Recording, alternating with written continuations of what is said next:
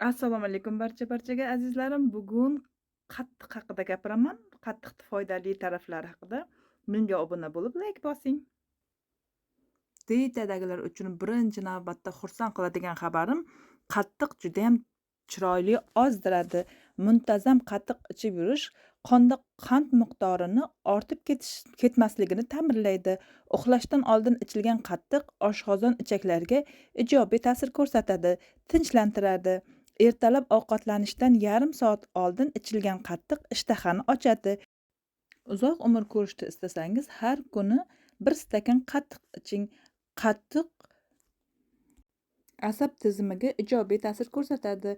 Qavziyati borlar sizga qattiq judayam foydali. Qattiq immunitetni mustahkamlab, a, odamga quvvat beradi. Qattiqqa piyoz aralashtirib ichsangiz, yuqumli infeksion kasalliklarga foydali. Qaynatib ichilgan qattiq ich ketishini to'xtatadi. Quyoshda kuygan joylarga qattiq surilsa, og'riqni ketkazadi. Bir oy davomida har kuni bir stakan qattiq ichsangiz, odamni yosh ko'rinishiga sabab bo'ladi.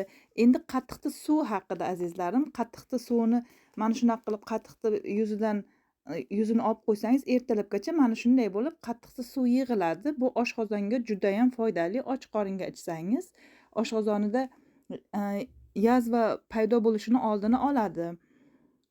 Buni bizda zardob deb qo'yadi. Bu qonni tozalaydi, jigarni, taloqdagi tiqilishlarni tozalaydi, buyrak toshlarini eritadi, sariq kasalliklarga foydali. Qatiq suvi bilan yaralarni bog'lasangiz, yara bo'lgan joylar tuzalib, sepkili borlar sursa sepkillar yo'qoladi. Uchuqqa surilsa tez yaxshi qiladi. Och qoringa qattiq suv ichish gazni ketkazadi, hazmni osonlashtiradi.